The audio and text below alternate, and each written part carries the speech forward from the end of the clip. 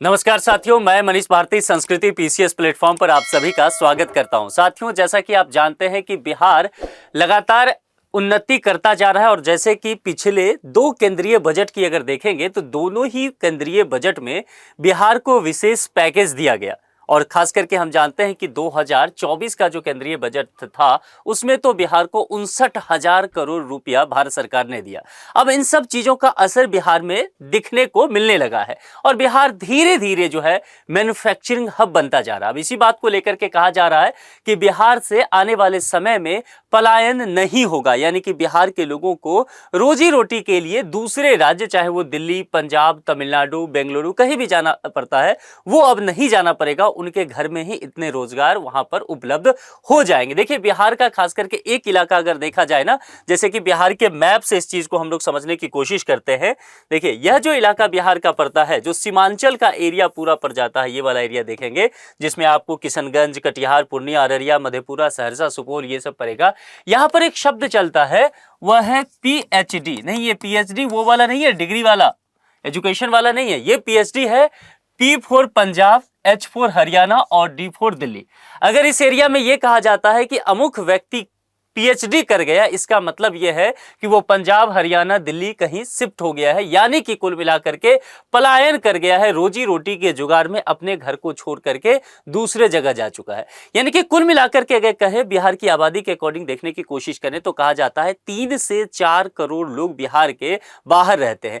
यानी कि देखिए, भारत के नक्शे पर अगर बात किया जाए ना, तो बिहार अगर देखने की कोशिश करेंगे तो पलायन में सबसे अधिक अग्रणी राज्य में से एक रहा है। वैसे अगर आप देखेंगे भारत के नक्शे में तो पूरब के जितने भी राज्य हैं वहां सभी से पलायन होता है, लेकिन बिहार में सबसे अधिक पलायन देखने को मिला है। और इसका मुख्य वजह है कि वहां पर रोजगार के अवसर नहीं उत्पन्न हो रहे हैं। लेकिन समय के साथ जिस तरह से पिछले 5 साल में लगातार ऐसा देखा गया है कि बिहार में कुछ बेहतर चीजें होती नजर आई है, खास करके इंफ्रास्ट्रक्चर के क्षेत्र में, यह सब बिहार के लिए एक सुखद संकेत बन करके उभरा है। अब देखिए, यहां पर कहा जा रहा है कि आने वाले समय में देश भर में बिहार एक ऐसा केंद्र बनेगा जो कि मैन्युफैक्चरिंग हब होगा। ठीक है, अब ये किस तरह से क्या क्या बातें इसमें कही गई है, जरा उसको विस्तार से समझने की कोशिश करते हैं। देखिए, मैन्युफैक्चरिंग हब की बात की गई है। खास करके अगर देखा जाए तो अगर हम इकोनॉमी के 3 सेक्टर पर चर्चा करेंगे, फर्स्ट अगर देखते हैं प्राइमरी, तो वो एग्रीकल्चर का आता है ना।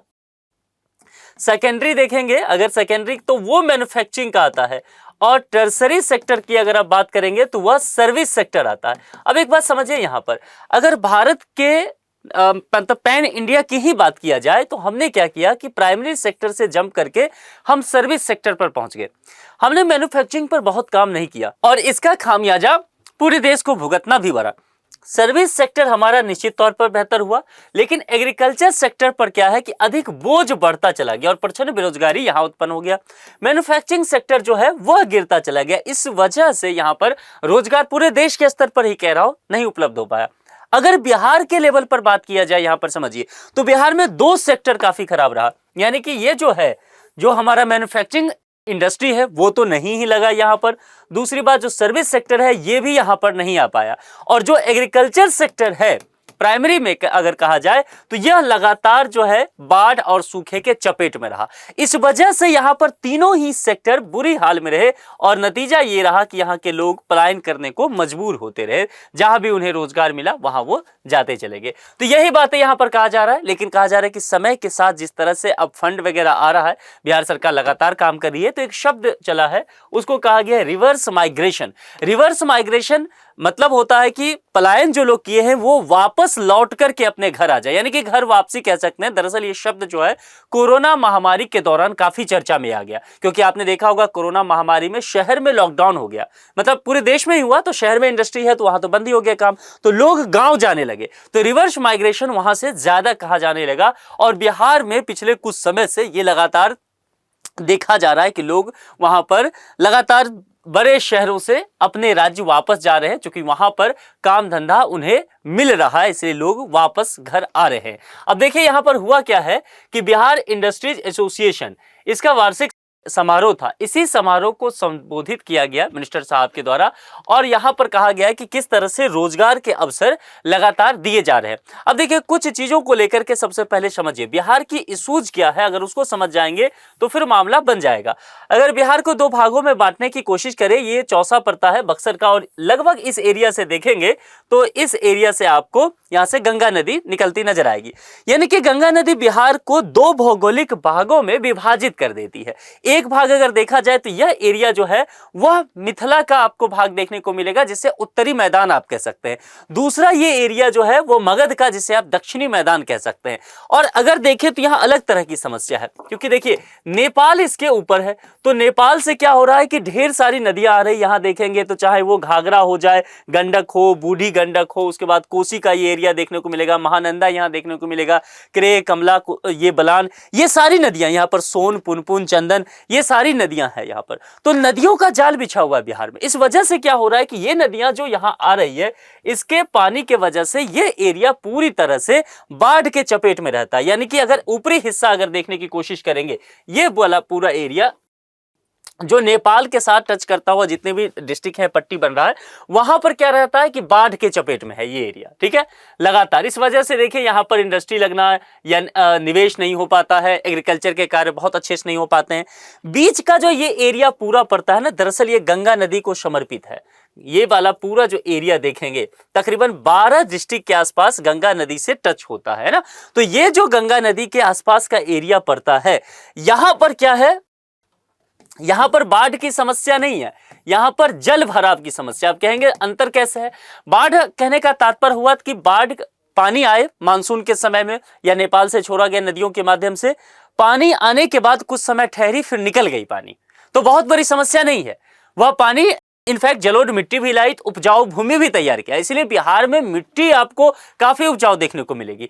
लेकिन यह एरिया जो मेन लैंड पर जाता है बिहार के 12-13 डिस्ट्रिक्ट, यहां पर यह पानी जब आती है तो जल भराव की समस्या रहती है। यानी कि पानी आकर के 2-3 महीने तक ठहर जाती है, इसकी निकासी की व्यवस्था नहीं है, तो यह प्रॉब्लम है। और ये नीचे वाला एरिया जो आपको दिख रहा है, यह दक्षिण का एरिया जो दिख रहा है, छोटा नागपुर के पठार से झारखंड से टच करता हुआ, इस पूरे एरिया में जो है वह सूखा का कंडीशन रहता है। मामला समझ में आ गया? यानी कि बिहार को 3 भौगोलिक क्षेत्र में अगर बांटा जाए अलग अलग समस्याओं के आधार पर, तो बाढ़, जल भराव बीच के कुछ डिस्ट्रिक्ट में और दक्षिण के कुछ डिस्ट्रिक्ट में सूखा। तो कुल मिलाकर के ये फाइंड आउट पहले करना पड़ेगा और इसके अकॉर्डिंग ही प्लानिंग तैयार करनी पड़ेगी। अब देखा जा रहा है कि समय के साथ ये सब चीजें की भी जा रही है। इसको रब करता हूं, जरा समझिए इस चीजों को। अब कैसे किया जा रहा है? अब देखिए यह देखा जा रहा है कि किस एरिया में क्या पोटेंशियल है। अगर ये पूरा एरिया देखेंगे, ये वाला हिस्सा देखेंगे, तो ये मखाना की खेती के लिए जाना जाता है। और मखाना की खेती इस एरिया में, ये जो जितने सीमांचल वाला एरिया है, सीतामढ़ी, शिवहर, मुजफ्फरपुर के एरिया में भी थोड़ा बहुत होता है। कुल मिलाकर के देखा जाए तो यहां पर मखाना को इस वजह से जीआई टैग दिया गया। आपने देखा होगा दरभंगा में एक इंस्टीट्यूट है, मखाना अनुसंधान केंद्र, इसको राष्ट्रीय अनुसंधान केंद्र का दर्जा दिया गया है। इसके अलावा भी हाल ही में पूर्णिया में प्रधानमंत्री गए थे, यहां पर एयरपोर्ट का जो है वो उद्घाटन किया गया और इसके साथ ही यहां पर मखाना बोर्ड के उद्घाटन की भी शुरुआत की घोषणा प्राइम मिनिस्टर ने कर दी। क्यों ये कह रहा हूं? क्योंकि मखाना को ब्लैक डायमंड कहा जाता है, यानी कि उस एक फूड्स में इतना ज्यादा शक्ति है कि कहा जाता है कि बिहार के 15 डिस्ट्रिक्ट की तस्वीर पूरी तरीके से वो बदल सकता है और ये लगातार हो रहा है ना। तो ये कहने का तात्पर्य है कि ये पहचाना जा रहा है कि मखाना एक जलीय कृषि है और मैंने क्या कहा था, इस एरिया में जल की बहुतायत है, तो जलीय कृषि जहां हो रहा है वहां पर ऐसे ही कृषि को बढ़ावा दिया जाए जो पानी में हो सकता है, तो यहां पर यह किया जा रहा है। इसी तरह अगर देखेंगे इस पूरे एरिया में पर्यटन, चाहे नालंदा में देखेंगे, गया में, बोध गया में, इन सब जगह पर, कैमूर हो गया, इसके बाद जो अगर आप देखेंगे औरंगाबाद, रोहतास, पर्यटन के दृष्टिकोण से काफी मजबूत जगह है, इसको बढ़ावा दिया जा सकता है। ठीक है, तो कुल मिलाकर के यहां पर अभी प्रॉब्लम को फाइंड आउट करके और कोशिश किया जा रहा है। और ये एरिया देखेंगे जैसे बेगूसराय वगैरह, यहां पर इंडस्ट्री काफी लगाए जाते हैं। भारत के नक्शे से इसलिए मैंने कहा कि अगर पूरब का हिस्सा पूरी तरह से आप देखेंगे, यह एरिया तकरीबन अगर आप देखने की कोशिश करें, यह वाला हिस्सा और इसके अलावा जो ये नॉर्थ ईस्ट का सेवन सिस्टर्स है, यहां से पलायन होता रहा है, लगातार यहां से इस एरिया से पलायन होता है, लेकिन बिहार से ज्यादा पलायन। क्योंकि बिहार के लेकर के एक समस्या इस एरिया में क्या पड़ता है कि ये एक ऐसा जगह पड़ता है जो लैंड लॉक हो जाता है, अपना पोर्ट नहीं है, रिसोर्सेज बिहार के पास है, कर्मठ लोग हैं, सब कुछ होने के बावजूद भी बंदरगाह को यानी कि समुद्री सीमा टच ना करने को लेकर के बिहार परेशान रहता है, और इस वजह से बहुत बड़ी जनसंख्या यहां से मूव कर जाती है। समय के साथ यहां पर बेहतर किया जा रहा है। अब कैसे यहां पर समझ लीजिए, पोर्ट ना होने का दुख जो है वो ड्राई पोर्ट के माध्यम से दूर किया जा रहा है। अभी आऊंगा, उस पर हम विस्तार से चर्चा करेंगे। अब यहां पर क्या कहा गया कि बिहार देश का नया मैन्युफैक्चरिंग हब बनेगा, क्योंकि बहुत सारी कंपनियां यहां पर जो है अभी इन्वेस्टमेंट करने के लिए जा रही है। सरकार जो है, चूंकि बिहार में देखिए जनसंख्या घनत्व के हिसाब से बिहार देश में नंबर 1 पे आता है, तो इस हिसाब से अगर देखा जाए ना, तो बिहार में भूमि अधिग्रहण बहुत ही मुश्किल काम है।